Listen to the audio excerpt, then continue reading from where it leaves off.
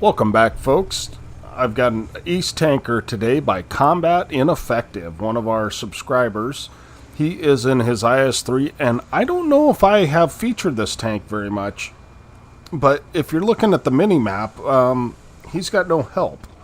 So he's going to play this very cagey, and it's going to be a slow game, which it's actually a pretty good lesson in heavies. So, of course, he gets to the corner first. He's able to put a shot into the M103.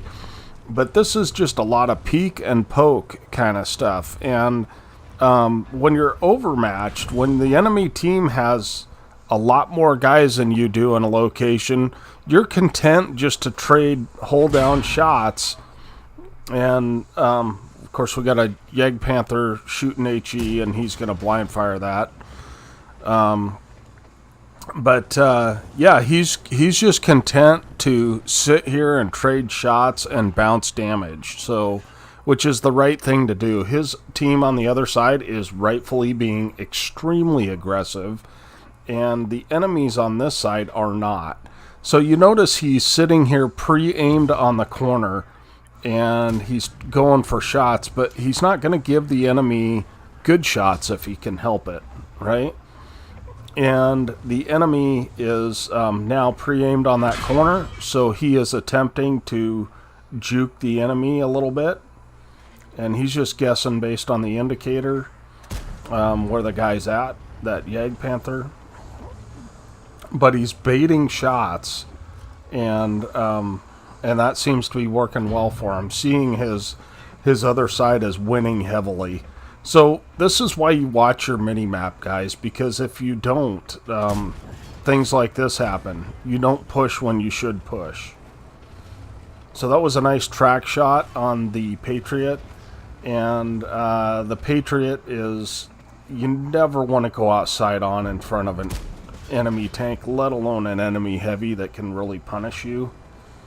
That guy's lucky he didn't take more damage, and the next shot, of course, misses.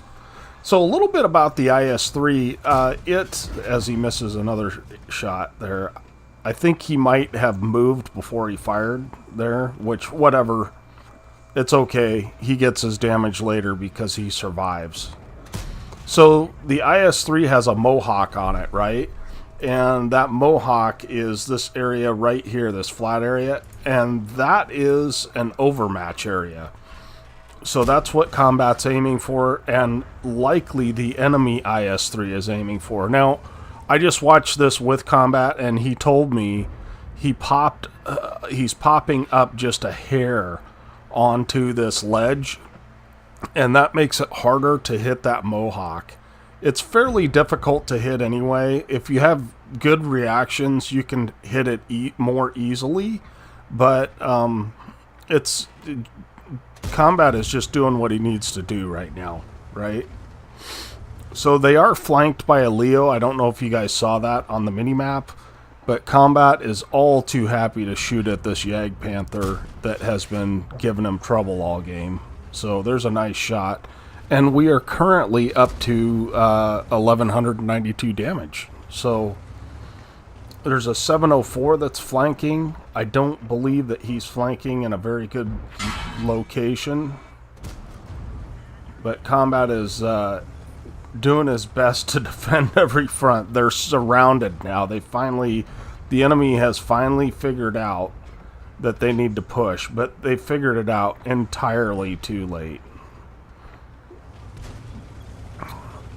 So, for whatever reason, this 704 decides Combat is the guy he wants to shoot. And with a 704, he's pretty lucky to hit that shot, even at that distance, totally unaimed. But nevertheless, that puts Combat on 80 health. And he takes out the Tiger. So at this point, he's got a Leo on one side and a Object 704 on the other side, and then an IS-3. So he decides that he's going to dive down and get safe, which I think is the right call here. It's 9-5. They could maybe lose this. They have a bunch of campers that are that Oni and that Scorpion are just still sitting over, kind of sitting there. And Combat's able to track the Object 704, which gives them a valuable kill on a Tier 9. So he's up to 2,700 damage here. He's blocked 1,000. Really, he's probably blocked more because he's baited shots, but at any rate, he's doing well. So this, I think, is a risky maneuver. However, the Leo does get taken out.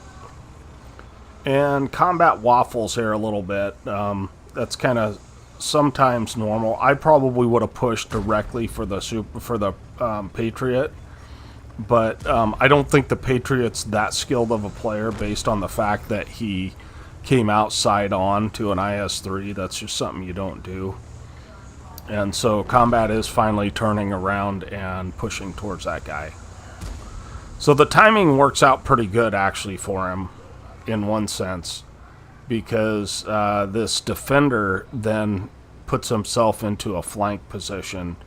As long as the Combat can kill the Patriot, then he's going to have the back of that defender. So all's well that ends well, I guess. So he puts out his second kill, and that's on that Patriot. And now he's just rushing up to try and get shots on the back of this defender. So it's all over but the crying now. And that's a nice high roll, 427 damage. This is a 390 Alpha gun. The Scorpion's going ham, but Combat's able to take him out for 3,600 damage and 3 kills, and more importantly, stalling the enemy team so that his other side can win. So let's go ahead and take a quick look at the after action report on this one. Okay, here we are at the after action report. Ace Tanker. You got a Spartan for bouncing shots when he's under 10% health, a steel wall, and 1 bond. So 3,600 damage, 3 kills, 1,322 base XP. Looks like that IS did 2,800 damage. Good on him. So he had the right guy with him, basically. So 19 shots, 15 hits, 10 pens. When you're playing hold down versus hold down, that happens. But he did 1,000 blocked by armor and 361 base XP, so which is on a double. And he lost a few credits because he did have to dip into his APCRs at the end there, only because he ran out of standard rounds. So great game, Combat. Way to show us how to play with a heavy tank and how to play when you're outnumbered. Nice, good, safe, solid gameplay. Hey everybody, we will catch you on the next one. Please do send in your replays and we'll go ahead and either do an analysis or an Ace Tanker feature. Tonester out.